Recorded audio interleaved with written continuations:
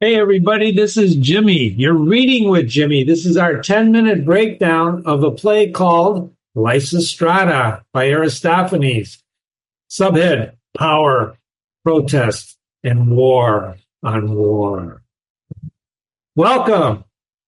If I told you that over 2,400 years ago, there was an ancient Greek playwright that wrote a hilarious but shockingly relevant comedy about war, power, and sex. Yes, ladies and gentlemen, a sex strike. That's Aristophanes, Lysistrata. There's a war raging, and then they just don't want to stop fighting. So the women decide to take matters into their own hands in a way that no one saw coming. So welcome to Reading with Jimmy's Quick Takes. I call these Quick Takes. That's where we're just going to take 10 minutes and go over the Lysistrata or the reading or whatever we're talking about, so I can get you into it, so you want to come and read it with me when we're done. Ready? Let's dive into this beautiful play. So what's the story? Well, it's ancient Greece. In Athens and Sparta, if you've read history, they fight a lot, right? So they've been at war for decades in the Peloponnesian Wars. And the men are obsessed with fighting. They got to fight all the time. But the women, not so much. Women had a different role in those days, right? So enter Lysistrata with her plan. She's a strong, determined Athenian woman. She's had enough. So she gathers all the women of Greece from both sides, Sparta and Athens, and she proposes a radical new idea. What is it? To refuse sex until men agree to make peace. We're going to cut them off. That's right. A full-blown sex strike. So how does she execute it? Well, the women seize the Acropolis. This is the state treasury, because every war needs money. Follow the money, right?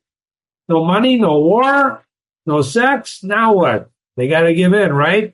And the men are just not happy. There's a little footnote here about the Acropolis. That's where they kept the treasury. So what's the big deal about Lysistrata? Well, some see her as a comic genius, but others view her properly. She's the first feminist, right? First feminist. So here's the real question. Can she or any one of us change the course of history? I think you know the answer to that. Sure you can. But we'll talk about that when we read the play together. Lysistrata knows something men don't, that power is not just about control. It's not. Power isn't about swords. It's about control. Who controls power? That's Niccolo Machiavelli did. And let's be honest, this play isn't just about war and peace. It's about gender roles. Why should women take a secondary role? Power is, and you thought feminists just came around in the 21st century. Little did you know. Power struggles go on every day. And what happens when women refuse to be ignored? So what's her power? This is a little sidebar. Well, she recognized that true power is in control, not just the battlefield, but the forces that sustain war. Control the money, you can stop the war, right?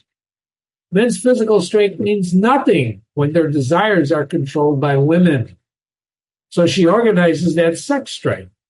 And she exposes male dependence on women, not just for pleasure, but for a sense of normalcy and emotional stability. It's a balance, ladies and gentlemen. And she seizes the Acropolis, where all the money's at, and they take control of it. And the men, for all their physical dominance, they're helpless without economic power. And finally, she doesn't just use brute force. This is not a violent play, although it depends on your definition of violence. She uses strategy and patience and unity to manipulate the situation in her favor. And the men, accustomed to solving problems through war, fail to recognize a different kind of strength, collective strength. There's strength in numbers. Every union will tell you that. Strength in numbers and psychological warfare. So by the time they realize that, they've lost control and it's too late. Too late. This play is outrageously funny. I'm not going to hide that from you. I took a lot of time in picking the right translation because it's very funny. So think about it. Men are so desperate to end the strike, they're walking around in ridiculous physical distress, if you know what I'm talking about. Oh, my God. Old men and old women literally are fighting over the treasury.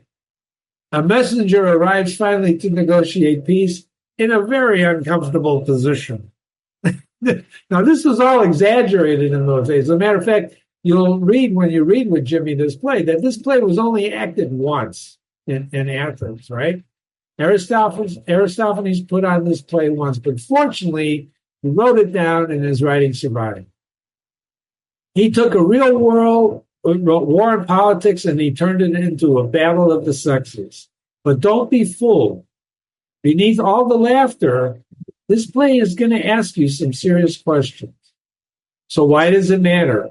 2,400-year-old comedy. Why does that matter? Well, look around you, ladies and gentlemen. War and politics still affect every day. Because the gender and power dynamics are still debated. Are you kidding me? Gender and power dynamics. Every day you cannot watch the news. You cannot even, among your family, it's always being debated. The idea of control and what is control. I'm going to talk about that in this play when you read it with me. And because comedy can really be the sharpest form of social criticism. But really, the bottom line, this play is fun. So, I've had some emails come back with people who've read it already afterwards. They say, I didn't find this funny. Well, that's too bad, because it is. It's wild, ridiculous, and actually modern. So, calling all readers, come on, read Lysistrata with Jimmy. This is my 10-minute rendition to unpack the hilarious and subversive play with Jimmy. Come on, readingwithjimmy.com or check out my YouTube. I'm going to read and analyze every scene, every joke, and I'm going to make Lysistrata an experience for you, just as it was 2,400 years ago. Well, maybe not that good, but I'm going to do my best, ladies and gentlemen. So let me leave you with this question. Can laughter really change the world? A great writer once wrote, Rabila, it's better to write of laughter than of tears, because laughter is the essence of mankind. And isn't that true? If you got another classic you want broken down, let me know. I'm going to break down everything on this website into these 10-minute beauties. And thanks for listening to The Summer, and I'll see you when we read Lysistrata. This is what it looks like on the website or on YouTube. The YouTube is the QR code here. It takes you right to YouTube. The website you're already on, if you're reading this, just go there. And these are the 4 acts of the play, right? The acts of the play are read in these 4 parts of the reading directly. And because it's 2,400 years old, I'm actually analyzing within the act too. I'm giving you footnotes. I'm giving you some ideas on what the language meant, because it's an older book, right? And then I give you a complete analysis where I'll dive into there and help you further understand and appreciate this. Thank you so much for listening, and I'll see you on stage with Lysistrata.